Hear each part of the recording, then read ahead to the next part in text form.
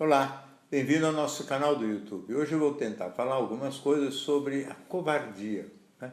Uma das muitas emoções que nos acompanham, presente em quase todos nós em alguma circunstância, e eu vou talvez não conseguir abordar todos os aspectos, mas os mais importantes. A definição já é complexa, porque a covardia seria um medo, vamos dizer assim, não justificado de situações onde a gente se sente ameaçado e talvez essa ameaça exista de fato, mas não deveria provocar tanto medo. Quer dizer, não é exatamente como as fobias, que é um medo irracional, que a gente fica desesperado, mas é um medo que surge em situações que talvez devessem ser enfrentadas, principalmente aquelas que envolvem elementos ligados à situação de agressividade, que, portanto, não tem obrigatoriamente a ver com as fobias, onde ela pode surgir em circunstâncias que não tem nada a ver com briga, nem com luta, nem com nada. A covardia funcionaria quase como se fosse uma espécie de excessiva prudência, uma prudência levada quase que ao domínio do patológico. Quer dizer, o indivíduo ficar tão prudente que começa a evitar situações em que o perigo talvez seja muito modesto. Quer dizer, por exemplo, uma criança pequena, às vezes quando na escola começa uma briga com algum coleguinha, um dá um soco no outro, etc. E algumas crianças, diante do medo de apanhar, que talvez seja o mais característica, a manifestação da covardia, por medo de apanhar, essa criança então, ela se retrai, ela foge, ela sai correndo, ela vai chorando para o colo de algum adulto, pedindo proteção. Né?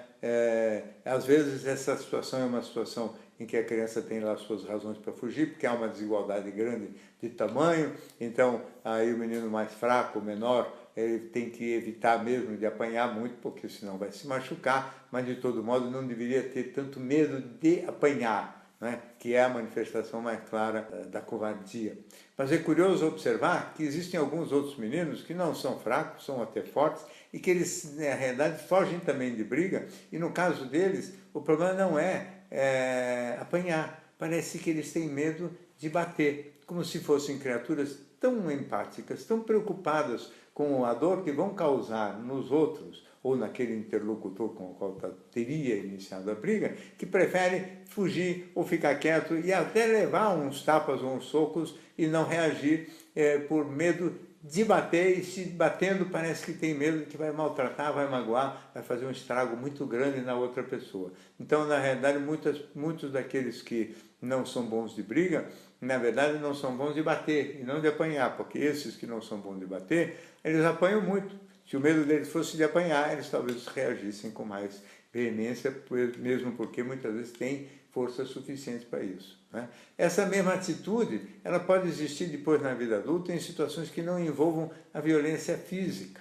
Ou seja, o indivíduo pode, por medo de magoar, evitar de ser mais firme ou mais exigente com algum colega no trabalho, tolerar coisas indevidas dos seus amigos, tolerar muitas vezes também relacionamentos afetivos, em particular relacionamentos conjugais, cumpridos e insatisfatórios por medo de que, se ao romper, evidentemente vai provocar muita mágoa, muita dor na outra pessoa, e por imaginar o sofrimento da outra pessoa, por uma compaixão exagerada e indevida, o indivíduo vai tolerando situações que não deveria. Então ele se acovarda diante da possibilidade de ficar sozinho ou da possibilidade de se separar. Um pouco pode ser que por medo, ou muitas vezes com ingredientes importantes também de medo de ficar sozinho, o medo de desorganizar aquela vida, o medo de ter que recomeçar. Mas muito frequentemente também envolvendo uma tristeza, um medo de magoar demais aquele parceiro sentimental, medo de romper o trato conjugal que um dia possa ter sido feito honestamente, mas que depois não se sustenta porque o sentimento se modificou.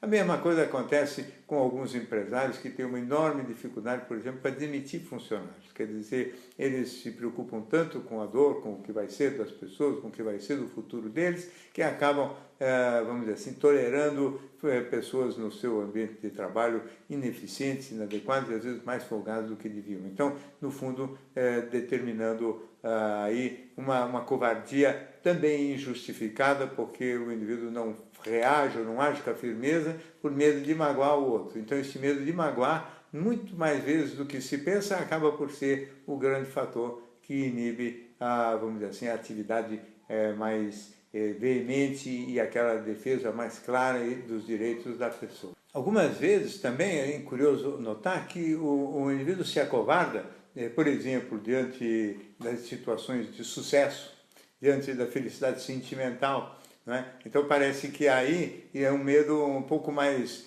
invisível, como se essas coisas todas trouxessem, vamos dizer assim, uma ameaça, uma ameaça de tragédia, de azar ou de alguma coisa ruim acontecendo. Isso está na base de todo o pensamento supersticioso, que faz muitas vezes o indivíduo se acovardar até diante de um número 13, por exemplo, no assento do avião. Tem companhias aéreas que não têm o assento número 13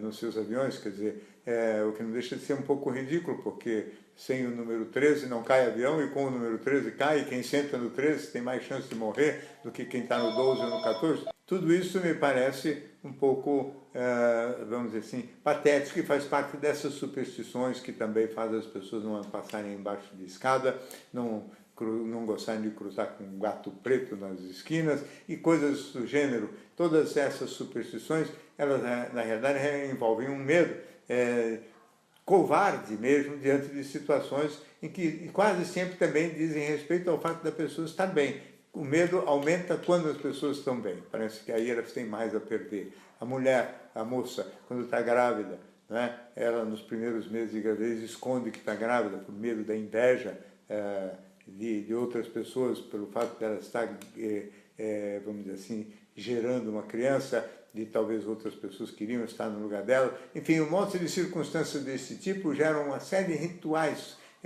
covardes dentro da cultura, em que o indivíduo parece que tem medo de ser feliz, tem medo de mostrar felicidade e sucesso, porque tudo isto pode atrair inveja, e o medo da inveja seria o medo de uma agressividade sutil que viria por intermédio da inveja, o que não deveria também ser fator de acovardamento. Evidentemente, muitas vezes o indivíduo se acovarda diante de situações legítimas, por exemplo, num assalto, não é o caso de ficar reagindo, né? E o indivíduo não tem que se sentir covarde porque não reagiu a um assalto à mão armada, condição na qual o bom senso manda e pede que o indivíduo realmente não reaja e fique mais quietinho, esperando, vamos dizer assim, que a perda seja exclusivamente material, porque diante de um revólver não há como o indivíduo mostrar a sua valentia sob pena de perder a vida, muito mais grave do que perder alguns bens materiais. Né? Evidente, então, aí não se trata de covardia, se trata de bom senso. A mesma coisa vale para certas pessoas que têm uma visão,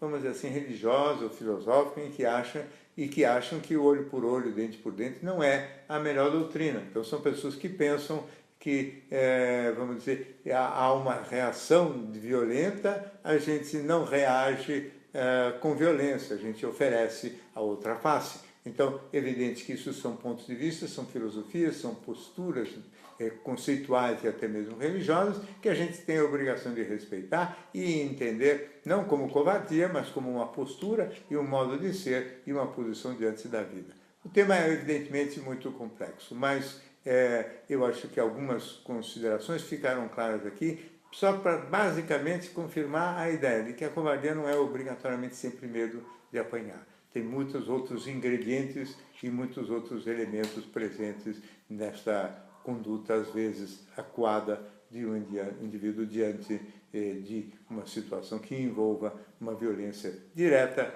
indireta ou mesmo sutil, como é o caso da inveja. Muito bem, essa é mais uma participação nossa aqui no canal do YouTube. Se você gosta, inscreva-se, toda semana temos novidades por aqui. Até a próxima.